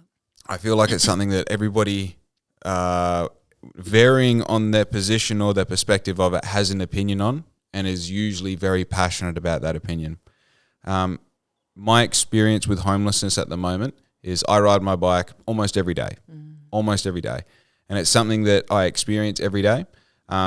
With my exposure to, like, I listen to a lot of Joe Rogan. I'm have some interaction with American pop culture. Seems to be homelessness is a big topic in America at the moment, and every major city seems to be like riddled with it. Mm-hmm. Now, I love Bunbury so much. Mm-hmm. This is the town city that my kids are going to grow up in. Mm-hmm. This is where I'm trying to have the most amount of effect, and it worries me for A, the people in the position of homelessness, mm-hmm. B, the position of people who want to feel safe in their town, mm-hmm. and I feel like there's a line in the sand somewhere there that I don't know how to navigate between the two of them, because as a 6'3" tall male, I don't feel safe walking at night by myself, right? And I'm not saying it's because people who are homeless are going to do something to me. I just don't know. I don't know. Mm-hmm. Also, I understand that we spoke before about two people were both born, and one of them ends up in this house and one of them ends up with a needle hanging out of their arm. Yeah. Right? I don't know what the question is. Talk to me about that. Look, I mean, I think there's so many levels to how this problem arises. So first and foremost, you talk about the fact that we do have a housing crisis, mm-hmm. and we don't have enough houses, or the houses that we have are not being used. So there's been a massive underinvestment in housing. Yeah. Then we don't have a range of housing. So, we've been fixated on this owner-occupier model, or we've been fixated on the investment model, and so we don't have a range of housing types. So somebody who might be, for whatever reason, their mental health suddenly deteriorates and they can't hold down their job, can't afford that house. Right. So they can't afford the mortgage, but in the southwest there's nowhere to rent. Yeah. And if there was somewhere to rent, they can't afford the rent. Yeah. Yeah. So there's a whole bunch of stuff on housing supply and diversity which needs to be addressed. Mm-hmm. And that's a 20-year problem that's been in the making for Australia. Yeah. This isn't something that's happened in the last 3 years. Yeah. This has been building and growing for 20 years. Yep. On top of that, we've had a crisis, I would call it, in our mental health services. Okay. And so we've had this decision that, we can manage all mental health in the community, which is great as long as you put people in supported environments and supported housing and have the nurse practitioners and have the psychologists and have the supports to wrap around them. Right. But we don't. We have a service in the health service which, if you go into hospital having attempted suicide, our acute psychology backup nursing service that should then be available to help support you, well, if you're lucky, they work every day. Right. So we have defunded the supports for people who are struggling. Right. As well as taken away options for lower income housing or taken away options for different types of housing. Right. So for me, tackling homelessness, you have to first look at the humanity of the person that's involved. Yep. Try to understand their situation. And when you speak to the homelessness advocates in Bunbury, which I do, there's an enormous number of people who are actually working. They're two working parents living in their car with their kids. Yeah. And every day they get up and they go to work and their kids go to school, but they don't have a roof over their head. Right. And that comes back to housing supply. Yeah. So, I think we have to recognise that we should be supporting homeless people. Yep. We should be providing a shelter for homeless people where they can go and they can actually be safe and they can be off the street and they're not threatening anybody. Is there somewhere physically that exists right now that would be a good example of that? So I know that the homelessness advocates have looked into that, and they've put a couple of options towards the council, and the council is supportive of getting a shelter, but the state government won't provide any money. Right. So this is obviously this is a money issue. So it's a money issue for a physical space. Right. But this also comes back to how short-sighted we are when we fund things. Right. So, big expansion of Bunbury Hospital going on at the moment. Great, shiny new wards, shiny new structures. Isn't that fantastic? Who's actually going to pay the nurses' wages? Right. It's no good having the infrastructure if you don't have the personnel. That's exactly right. So, you can build a homeless shelter, but the ideal model for a homeless shelter would be that you would then have the services alongside which allow them to say, this is my address to get my Centrelink until I get back on my feet. Right. This is my healthcare provider who can help me with my mental health, or who can help me with my addiction problems, or who can help me actually pay for the medications that I need because I can get my Centrelink. Yep. So there's so many elements to helping people out of homelessness. Yep. That you can't just build a shelter. You need to have that wraparound mindset to actually make a difference. I think the thing that comes to mind, and again, I'm just going to address again, I don't have the knowledge to really know what I'm talking about. I'm just speaking from my experience, right? I also don't understand, I've never been in a position where I've been probably even close to being homeless. So there's a lot that I don't know. Right. But again, we go back to the worst thing that happened in your life is the worst thing that happened in your life. Right. I think there is definitely a separation between the parents with kids living in a car and the person who, I'm scared to say it, but the person who hangs around the main street all the time and just refuses to, you feel like even if I were, I have a generous spirit, the parents, if I could give them something that would help, I do. And in those situations, when that situation is apparent, I have no problem. The Lord tells us to be generous. There are particular people that you're like, I know if I give you money, you're going to spend it on drugs. I know that if I offer any sort of help, it's going to be leveraged almost against me in a way that I'm a tax-paying citizen who really tries to add as much value as I can everywhere I go. And your spirit takes advantage of that.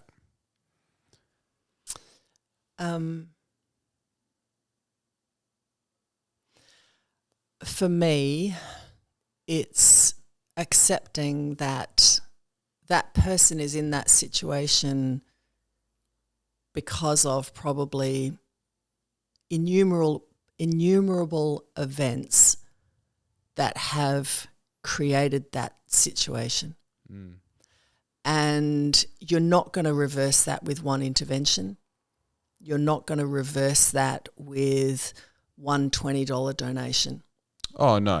But it's also, for me, I think, I used to have this attitude that if somebody came into my emergency department, I don't work in emergency, but my husband does, but, comes into the emergency department and starts carrying on like a pork chop and threatening people. You say, that person is a bad person, they're behaving badly, they need to not be here. But what we don't understand always is that people can have a triggering reaction to being confronted by authority. Yeah. And our systems aren't always responsive to the fact that, this homeless person that you see who seems to have set up camp in town, they may have interacted with 5 homeless shelters in their life. Yeah. And always been let down. Yeah. And so they have no desire to interact with that homeless shelter anymore because they don't see that it's actually going to support them. Yeah. And they often don't see that there's any real situational help that could be offered to them. They see people ignore them. They see people walk past them and abuse them. They suffer abuse, physical and mental abuse. And so they spend their money on drugs because that takes them out of it for 10 minutes.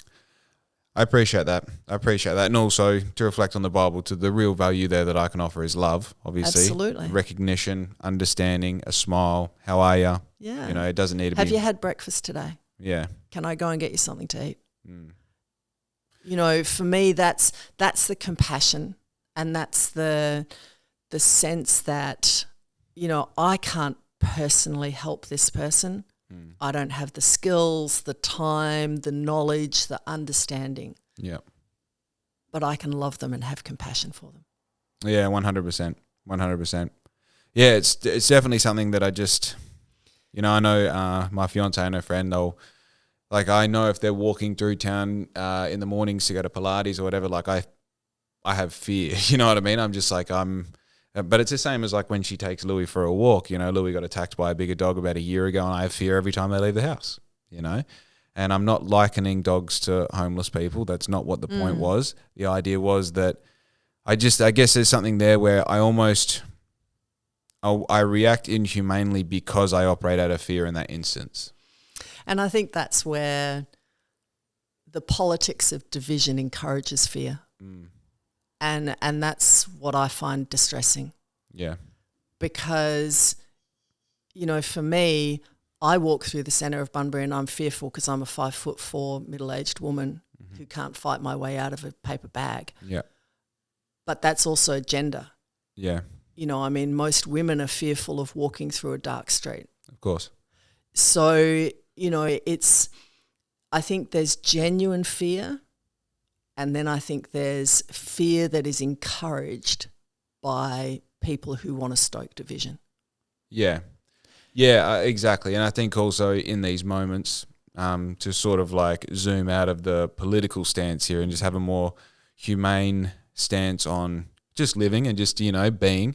I think when you are distracted by fear, you know, like, oh, the aliens are visiting us and Trump's getting into office and this is happening and the Bitcoin's going to rise and the dollar's going to fall and the world's falling apart and all that, all of a sudden the smallest thing that might incur this amount of fear is compounded and amplified because you're already scared. You're already primed. And that's where, for me, the personal connections, the community connections, the actually getting out, meeting individuals in your community, meeting someone down at the darts club or the bowls club and having that personal interaction, it builds empathy. It does. And you know, I think for me that's something that I really feel so passionately about. And I feel that it would be amazing to try to promote that. Yeah. And promote that mindset of, if you stay inside your house on Facebook, you'll become more scared. Yeah, 100%. If you actually get out into the community and meet real people, Yep. maybe, you know, yeah, you'll come across people who are dicks. You'll come across people you don't like. You'll come across people who you do really like. And you'll come across people who might scare you. But I think that it's also just really important then to kind of reflect on, there but for the grace of God go I. I like that. Okay, I have another question for you. I would like to have your. So the pendulum seems to be swinging in a lot of situations. I feel like we've seen some really bizarre behaviors, and I guess what people sort of normalize as far as ways of thinking and ways of perceiving. I think that we are coming to, and I think even social media in a way is starting to have a different effect on people because people understand that they are the product, right? This goes back to, you know, $20,000 isn't for free. There's an expectant something there, right? And of course you use Instagram, you use Facebook, we're learning about you so we can sell to you, right? So when Jake comes along with his uniforms and knows that Sue looks at small businesses all day, well, she might be a good contact for for uniforms, so we're going to do that. And my generation, I was born in 92, and the generation that are younger than me are super aware of it. They're very aware. Like, oh, you're not going to sell a travel neck pillow to me because I was searching flights to Japan? Yep. Are you kidding me? Like, have a bit of style, you know? One of the things that fits into the sort of, you know, pop culture, I guess, is this whole woke agenda of gender politics and these crazy ideas of what should now be considered normal. Now, I might just be, in comparison to someone like my mum and my dad, who are very entrenched in their beliefs. They didn't have exposure to the internet and information and different ways of thinking and perceiving. I feel like I'm not as entrenched in my beliefs, but still fairly rooted to the idea of this is how the world works. Mm-hmm. And when I was exposed to these things, I'm like, cool, open mind, open consciousness, ready to take on new ideas. This just doesn't feel right. It doesn't sit with me. And I am registering that as my belief. Yeah. Where does the whole woke agenda fit for you? Yeah. Okay. If you simplify it for me to the absolute nth degree, the discussion around, a lot of people get really concerned when they say, oh, don't talk to me about pronouns. Mm-hmm. I don't want to know what your pronouns are. Yeah. But for me, that's like saying, well, you were born Jake, but in fact now you'd like to call yourself Dave. Mm-hmm. There's plenty of people who go by a nickname. Right. Or who have a name or something which is different from what they were born with. So why does it matter?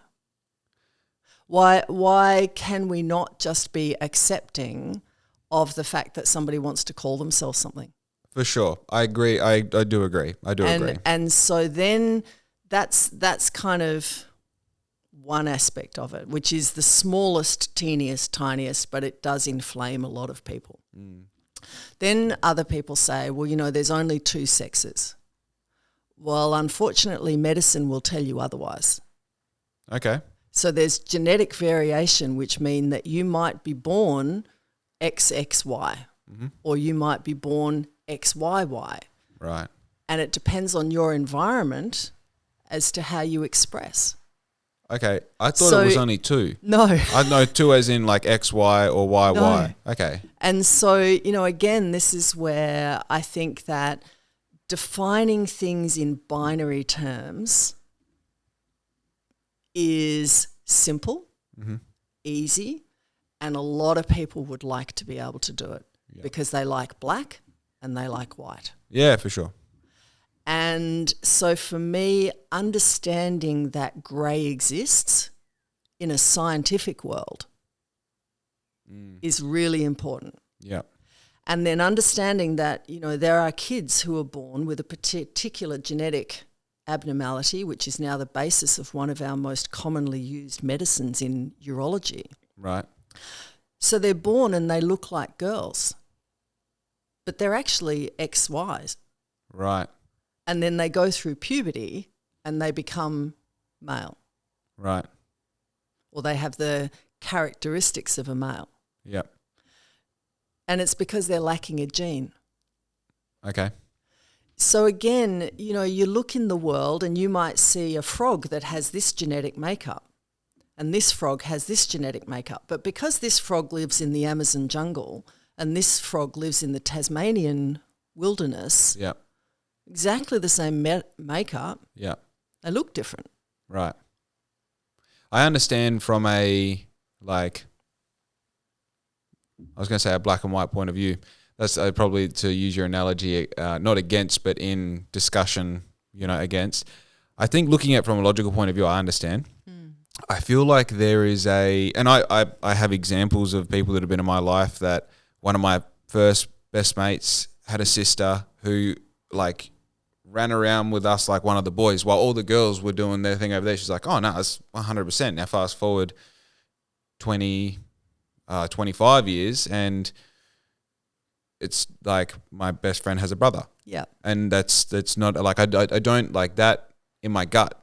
That feels right. Yeah. Because that was never, it almost wasn't a discussion, and then you compare that with the idea that there's all these kind of poppy sort of, one-liners where it's like, okay, the likelihood of someone being trans is, X in a million or X in a billion, whatever it is. And then you'll have entire classrooms of trans kids. It's like, obviously, I went through phases where I dyed my hair blonde and I wore bright, colourful clothes, and I tried on all these different suits of who I was when I was a teenager to settle on the idea that I'm a tattooed person, and now I carry that suit forever because you can't take that one off. Yeah. And I think there's just somewhere there where it's like 100%. If, if for whatever reason I had a belief in my mind that, Sue, I'm Dave. I'm Dave now. When you talk to me, I'm Dave, And you know what? If it gets 10 years down the track and you call me Jake, I might have an emotional response to you calling me Dave. But if I decided now that you're going to call me Dave, and it's the end of the day and you say, hey, Jake, and I'm like, no, and making that big ripple of like, now we've got to stop everything and all the rest. I'm using a bizarre example to highlight my point, but I feel like that's where my gut tells me that like, all right, cool, your pronoun is important to you. Riding Harleys is important to me. Yeah. I don't need you to know that. And I don't need to get offended if you say, oh, do you ride a Honda or something? It doesn't matter, right? It doesn't matter. So I think there's a speaking on behalf of perhaps, for the sake of what I experienced, the common man. It feels weird. And yeah, and I think, society often, having lived long enough now, society will often have these moments in time, and we're in a moment in time in this particular topic at this moment. For sure. But, I reflect back on the fact that I was number 5 to come out as a urologist as a female. Yeah. Great example. So I didn't make a big deal about my gender. Yeah. I had colleagues who did. And for me, I felt that my own personality and my own capabilities spoke enough. Right. But at the time, it was a big deal that women were allowed into urology. Yeah, for sure. So I think, and then, I now have my beautiful nephew who came out as gay. Mm-hmm. Now, I had an uncle who lived his whole life in hiding. Yeah. Because he wasn't allowed to say that he was gay. Which is horrible. So every time there's a shift in how we think about something, how we view something, when somebody is expressing something which is different from what we would consider normal. Yeah. There's always a group of people who want to be shouting as loud as they possibly can, I'm here. Whereas, they're the vanguard for the people who are quietly in the background going, I've always felt different. And now I understand why I feel different. And so, again, if people are shouting loudly and if people are in your face about something, it's kind of, for me, I find that difficult as well. It's natural to find it difficult and to sit back and think, why do I care? Why should I care? Yeah. But again, I look back at it and I say, for this human, it is actually really important. For me, it makes no difference. Yeah, for sure. So if it's important to them, let's acknowledge that it's important to them. That doesn't harm me. Yeah. That's empathy. Yeah. Doesn't harm me to acknowledge that. Yep. Doesn't mean I then have to go out shouting off the rooftops. Yeah, sometimes I catch myself talking about like business or faith or something for the, 7th minute straight. I'm like, what am I imposing on this poor person? They didn't ask a question. I just started talking, Yeah. So, I think it is, we all bring beliefs to situations and we all bring knowledge to situations and we all bring our priorities to situations. Yeah. I think also there's a lot of, especially in the woke culture as a, kind of heading through all of this, there's a huge existence in, I was going to say echo chambers, not the right word. There's a huge existence online for these people to meet and communicate because obviously, if you get an average selection of 100 people in Bunbury, the true population of like perhaps a trans person or, I think like even someone who might be gay, like I don't know how many of that 100, but it's obviously like a minority. So being able to find each other in these, platforms online and being able to congregate, you then find that they normalize particular terminology and language and then bring it into, common society. And it's just like, whoa, we're talking about the weather. Why is your sexuality coming up all of a sudden? It's like, because that is the common topic that's continuously being confirmation bias into like, this is normal, this is normal, this is normal. It's like, well, I've grown up with a totally different normal. And normal is just the thing that I experience over and over as it is to you and to that person. So it's as I said, I do feel like the pendulum is swinging in that maybe the instances of people who are representing this tribe or this group of people that aren't at their essence one of those tribe, I feel like that number is starting to lessen. And I feel like the acceptance overall of the people who aren't in that tribe, of the people who do represent it from an actual fundamental point of view, like that is starting to become something that is normal for everyone. Yeah. And for me, I think about it as that one person who is living in this community, that's pretty isolating. Yeah. And that's pretty challenging. And so you can imagine that if they were to find another group of 100 people online, it's a big deal. That's so exciting because all of a sudden you find a group of people who get you. Yeah, validation of... Well, they get you. Yeah. I mean, it's like anyone. My daughter plays ultimate frisbee and I'm like, I don't understand ultimate frisbee. But, she loves it and she has a group of people who get ultimate frisbee. It's like finding other rollerbladers. We're a rare breed. Yeah. So for me, I kind of think it, and then to have that sense that for that one person, I'm not alone. Humans don't want to feel alone. Absolutely. Yeah. They want that connection. Yeah. And so it's great to be able to have that connection, and then it's learning how to filter for the situation you're in. And some people have great filters and some people have shit filters. Yeah. Yeah. And I'm kind of finishing where I'm not saying that we're finishing, but like going back to where we started, that core skill of being able to communicate and just having like a dichotomy of words that allows you to actually talk with someone and say like, well, what's going on? Because I hear this word and I get triggered. And I hear this word and I get triggered. But then if you explain like, how did you get here to use this word? What are your experiences where you're like, well, yeah, I obviously tried to be normal and it didn't work. And that's why I'm, in your eyes, abnormal and I've got to this position, And, as I said at the start, like I have multiple people in my communities in my life and, in my life from being a child to now, not just my black ink life or my business life or my whatever life. Like there are multiple people who do represent this sort of, part of society.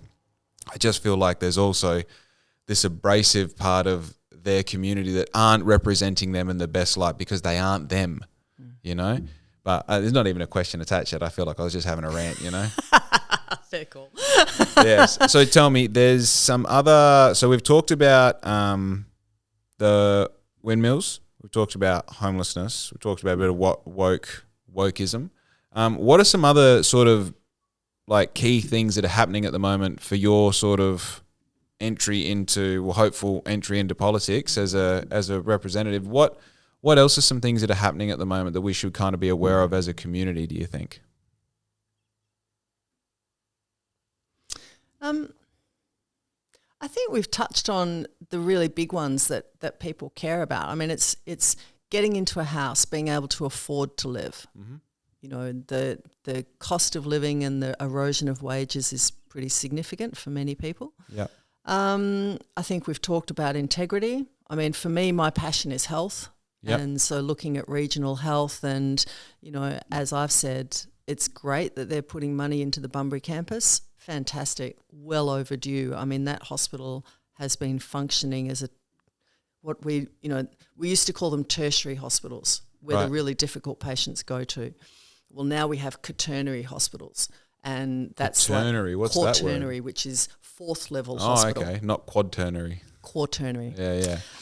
And so, we've really been functioning as a tertiary, almost quaternary hospital for the last 5 to 10 years, and funded as if we're a pissy little public hospital in the community. Yeah. So it's great to see them putting money into it, but there's vast areas of the southwest that are really lacking in capacity to help with mental health, with psychology, with voluntary assisted dying, with GP appointments, with access to medications. So there's so many elements of health that are really important to me. For sure. And, you know, I think we can make some real changes there. And, yeah, look, I think for me, they'd probably be the big ticket items. Yep. The other stuff I look at, I think, you know, there's a lot of distractions that people throw up and they like to want to talk about, oh, you know, what do you think about the gun laws, or what do you think about nuclear power, and what do you think about this? But most of those are distractions. Yeah. The big ticket items are really still what people want to talk about. I think the everyday cost of living is a big deal. Absolutely. You know? Like, I'm in a position where as a business owner, you get a big bill and you go make more money. But most people get paid a set amount every Thursday night, and that is the ceiling. And that stays here, and then the cost of beef goes up, and the cost of electricity and water and entertainment and comfort and all that. And all of a sudden it's like, oh, we're not just buying less chocolate in the shopping, we're actually having to cut things out that are major parts of our life just to afford to do the thing. You know what I mean? It's kind of like I'm paying off this car that gets me to the job that allows me to pay off the car. You know, Absolutely. There's no buying seat covers. Yeah. There's no like, oh, well, so I think like I feel beneficial because I've created a platform and a situation for myself where I can earn more money, but I definitely sympathize for the people that are just like, my skill set is peaking how much money that I can make. And without increasing that over the space of years, which in the meantime, cost of living still keeps getting worse. Yeah. I tell you what, I've recently learned about like a bizarre example of some crazy inequalities is the fact that Coca-Cola bottles Mount Franklin water for free in Perth and then sells it for a profit. Absolutely. That's wild. Well, I mean, you know, talk about electricity prices. We sell we allow the offshore gas companies to just sell our gas overseas, and do we tax them? Not at all. So, you know, those are the sort of deals that go on behind closed doors. Yeah. And that's where we can start to expose those. Right. Because for the average punter, you would expect, well, if I have a big gas reserve in the northwest, what am I getting? Where's my future fund? Yeah. These companies that are taking this resource should be actually putting some money into an Australian future fund. Absolutely. None of that. Yeah. So, yeah, Coca-Cola, they're bottling the water for nothing. Yeah, and then selling it to us. Yeah. So there's also the question, Australia is the land of the duopoly. You know, we have 2 airlines. Yeah. We have 2 main supermarkets. We have 1 newspaper, really, one main source of newspapers. Yeah. So you think, again, we need to be looking at breaking down those structures. Those powerhouses. Yeah. And making them recognise that, all right, if you want to have the privilege of being a duopoly, if you want to be Coles and Woolworths, okay, we're going to actually look at how you do your pricing. Yeah. And we're going to look at your profit margins, and we're going to make some serious questions here. Yeah. Okay. 2 things that come to mind. I watched that little clip the other day where we're pressuring, how much money did you make, the CEO of Woolworths? How much money? He's like, it's in the document. He goes, I'm asking you right now, how much money do you make? Well, I got a base salary of 2-point-something million gross. Yep. But I think on top of all my bonuses, I made 8.4 million last year, something around that. Yep. What? Yep. What? Are you kidding me? Yep. Now, okay, that's one side of the fence. On the other side of the fence, I sit here year 5 of my uniform supply and decoration business. Now, in 15 years' time, if I own the market in Bunbury and I'm making heaps of money and I'm sitting there and going, well, I paid myself 8.4. It's in the document. I think it's 8.4. Am I a bad person? Because from a business capitalist point of view, the reason they can do that is because they did that. So it's a weird, and it's one thing that I am not actively educating myself on, but also I have to kind of know what's going on as far as like, okay, cool, there is no ceiling on my position because I am a businessman and because business is as big as however much information you have in your mind. Yeah. If you know that the laws are changing, that everyone on mine sites has to wear pink shirts in 6 months, and you just so happen to be the person who sells pink shirts, well, you deserve the money. Fantastic. Cool, So there's definitely this one part of me is just like 100% I hate paying too much for power, and on the other side of me it's like, well, someone before me a bit smarter than me figured something out that I don't know. Yeah, and I think that there's always going to be those dilemmas. But for me, we have structured now our society where the 1% are absolutely ripping off everybody else. Oh, they're taking advantage at this point.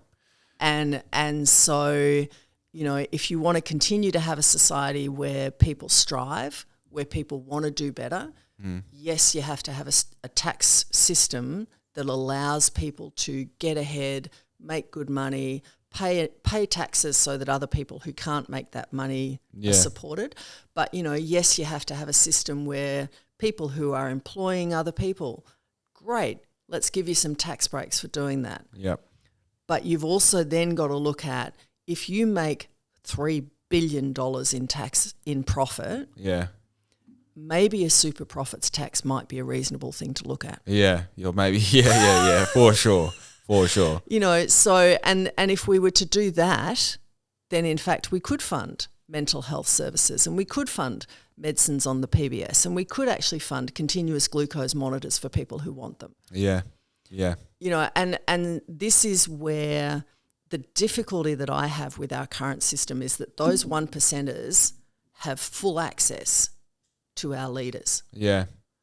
And they negotiate deals that we don't know about that give them more benefit than you as a business owner in Bunbury could ever get. Yeah. And then, if you want to go down the conspiratorial path, which probably doesn't help you so much, but then they go, well, we're going to go and make this change, and over here we're going to distract you with some stuff. Yeah. Oh, look at what's going on. There's this big, tinfoil bright light, and now we're passing this so that we can get this, and this a little bit easier. Yeah.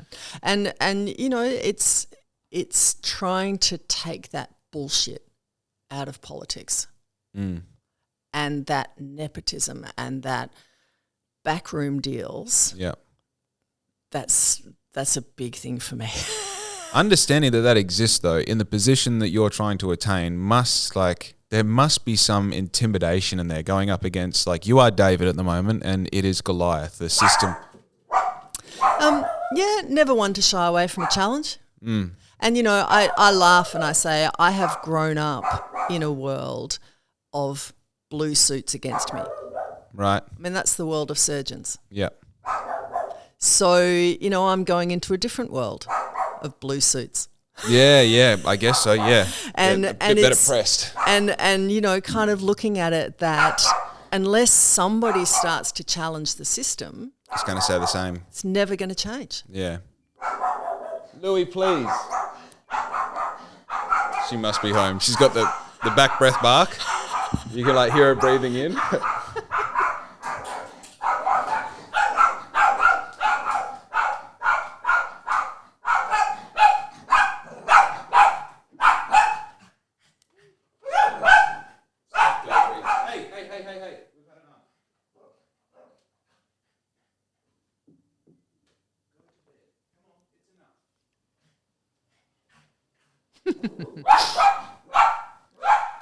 Hey, we're done. So exciting.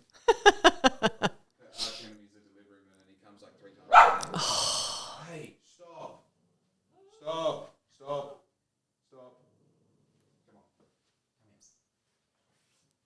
Come into camera. Yeah. She used to sit on my lap for the first 60 podcasts. Yeah. I did so many podcasts alone. Yeah. Just talking to the camera like a psychopath for 45 minutes. And she'd sit on my lap just hanging out, You remember that, Lou? Remember that? Now we have guests and she's like... Oh, so exciting. Always crazy. Oh, I know. Tell me, there's no maternity ward in Bunbury now, is that correct? No, there's a maternity ward on the public hospital side. Okay. And St John's closed their maternity. Right, and that was just recently, wasn't it? Yeah. Right. So, and I have no idea. What does that mean? Like, Yeah, look, I think that for Bunbury it's a big deal, and for the Southwest. yeah, People, the government wants us to have private health insurance, and one of the biggest reasons people take out private health insurance when they're young is to have their babies and be covered. For having those babies. Yeah. So the difficulty that has happened since the decision was made to close that unit is that it's placed enormous pressure on the public hospital maternity system. Yeah, it's kind of bottlenecking everything to that. Yeah. And so in response, the public hospital has had to purchase what they call activity or bed space because St John's had the beds. Oh, right. They didn't have the business model to support the staff and the ongoing maternity activity. But, it's a really vexed issue as to how healthcare is funded, Yep. how we pay for our healthcare, Yep. and in a regional centre, ease of access of healthcare is terrible. Yeah, I must admit it's one of those, it's a headline, isn't it? Absolutely. St John gets rid of the maternity ward where I just had a vasectomy reversal kind of illustrates how seriously we're taking this next stage of life.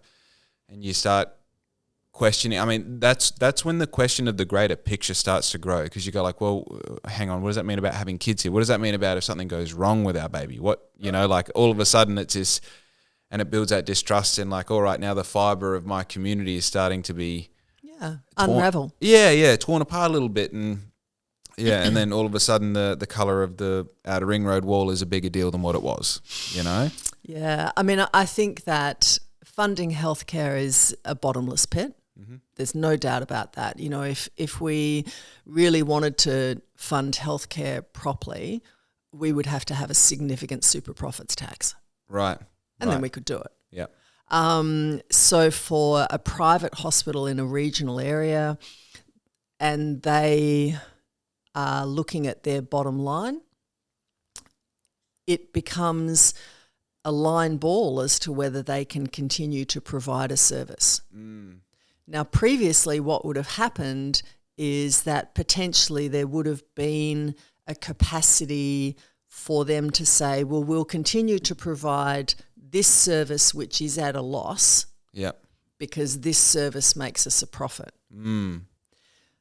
But the profitability of these services is becoming less because of the interaction between healthcare costs and healthcare rebates and how much the healthcare funds want to pay out and the agreements that get written between the health funds and the private hospitals, and then how much the minister says the health funds are allowed to charge us. And so there's this constant squeeze that goes on. Yeah, everyone's just trying to win. Whoever's like in their position, they're trying to make it work for them a bit better. Yeah, and I love the term not-for-profit when they clearly make a profit. Yeah. That always kind of is beyond me. Like I was talking to a non-for-profit yesterday. I'm like, you guys have heaps of money. Yep. Yeah, and everyone's paid. Yep. It's... So I think that's, in a regional environment again, it's about how do we support those services, which may not be on a clipboard, economically viable, but for a community are critical. Yeah. And it's the same thing. I went to a meeting in Withers last night, and it's about the library. And, the economics on clipboard are that the library should close. Yeah. And the community is saying this library is an amazing resource. And so you've got to bring everyone to the table to try to say, well, okay, how can we continue a really important community resource? How do we value add onto that clipboard? Because talking about things as a number bottom line actually is more destructive than talking about values bottom line. Of course, and I think a lot of the solutions come from a combination of like business creativity and having a very clear end goal. Sometimes it's like, my burger business isn't doing what it needs to do. We're going to shut the doors. It's like, but if we start selling fries and milkshakes, all of a sudden we have a viable option. Yeah. You know, and it's not just a businessman that goes, you need a set of fries. It's a creative that goes like, well, what goes with burgers? What really works here? You know, or you know, obviously I'm talking about McDonald's. You know, people want to be able to do this quickly. How quickly? Not even get out of their car. Okay, can we make it so they don't have to get out of their car? And now, 30 years down the track, absolutely you can. You know, let's put toys in the meals, let's do all the things. So then the question there is focusing on the example. What's the fries for the library? You know, like what is okay, this needs to make more money. Typically, a library isn't a money-making activity, you know, so what is that? Yeah, interesting. I actually saw that pop up on Facebook last night, the library thing. That's interesting. I have one more question for you. Yep. Alternative health therapies. What's your stance as someone well, you know, up until now in the medical field? What's your stance on alternative medical therapies? Namely, the one that resonates for me is medicinal marijuana. Not that I use it, but it's very interesting to me. Yeah, look, I mean, I think that for me, we have an enormous amount of medical treatments which we consider are conventional. There is no doubt that there is a lot we still don't understand. For sure. And so for many people, using what we now consider is an alternative form of healing, whatever that is, whether it's something you put in your mouth or something that you sit and go om, it's so important to incorporate that into your program. Yeah. If it speaks to you. You know, for someone like me, if you said, would you take apricot kernels to treat your cancer? The answer is going to be no. But for some people, I encourage them to say, well, look, let's follow the traditional pathway. But if you want to be adding in additional alternative therapies, tell me what you're doing. Yeah. Don't hide it. And then we can look at whether that safety profile is going to work. Right.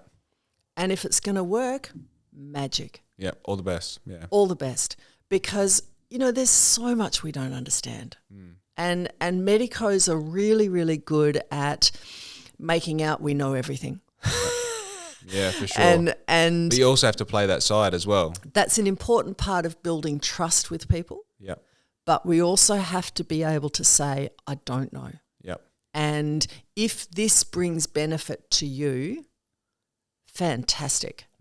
I also used to say to people, it's great if it brings benefit to you, but if somebody is selling it to you for $200 a week, you're bringing more benefit to them. Yeah. Question where the benefit really is going. Yep. And I used to have an open door policy. You know, people would say to me, look, I'd like to try this or I'd like to do this. Great. Yep. You know, let's do it. Let's bring it in and see if it helps and see if it adds to your healthcare. What I find difficult, but I've certainly had to deal with, is when people say, thanks very much. I hear what you're saying. Yeah, I'm going to go treat it with X, I'm Y, going to Z. go and treat it with whatever. Yeah. And then you have to just keep re-engaging with that person. Even though they've made that decision, keep offering them the opportunity to come back. Yeah. And say, how's it going? How's things? Let's reassess from a medical point of view how we think this treatment might be tracking. Yeah. And let's have another discussion. That's fine. You know, it's your body, your autonomy. Yeah, I think there's definitely there's like a faith element to it, not in like faith in a desired result. I think Absolutely. if you're And our minds are so much more powerful than we imagine. Absolutely. So for me, that's why I'm a never say never person, because you never know what you're next going to find out. Yeah, for sure. Absolutely. I like that as a wrap up as well. That's kind of nice. So for those who now want to show support with a vote, tell us what's the date, what's the process, and how does someone most effectively get behind Sue Chapman? Okay. So just so everybody's absolutely clear, there will be a state election on March the 8th. And at the moment, we don't have a date for when the federal election will be. Right. But most people are predicting it will be sometime in April. Okay. So the really important thing to do now is if you are not enrolled to vote, go out and enroll to vote. You can do it online, super simple thing to do on the Australian Election Commission webpage. Yeah. And get in and get enrolled to vote, because then your voice actually matters. Then what we're saying is if you want to understand what I'm doing, then we have a webpage, which is just suechapman.com.au. Easy. I'll put that in the description as well. Thanks. And, you know, we have all ways that you can be engaged with our campaign. You can come on board and simply get an email to hear what's happening. Yep. You can come on board and be a volunteer, and that means, you know, getting engaged, wearing a pretty blue T-shirt, Cool. going Who does around. your T-shirts? A company in Perth. Oh, all right. Let's stay local. Yeah, and that was because they were able to source it for us, really rapid turnaround. Beautiful. Back earlier, late last year. Yep. So we have, you know, people doing volunteer work for us, which is amazing. And then we've got a big community picnic coming up this Sunday, the 19th of January, and then we've got a campaign launch on the 16th of February. And both of those events are on the webpage. Beautiful. How exciting. Yeah. And, you know, I encourage you to get out, get interested, come along. We've got an office in town. So if you want to call in, you can book an appointment to see me. I'm happy to see anyone. Yep. And open door policy. Marvellous. I love that. Thank you very much for coming on the podcast. Oh, thank you very much for having me. It's been wonderful. I feel like we juggled some prickly topics there as well. So thank you for creating a comfortable space for it. Because I must admit, some things I was a bit like, I don't know how to even approach this. Yeah, look, I think there should be no off limits. Yep. You know, I think that's the reason that people get locked into positions, because they're worried that they're going to say the wrong thing. Yeah. Yeah. So no, I really appreciate it. Thank you. Absolutely. Radio guys, you can find all the links in the description. Be good to your mum, because we are out. You.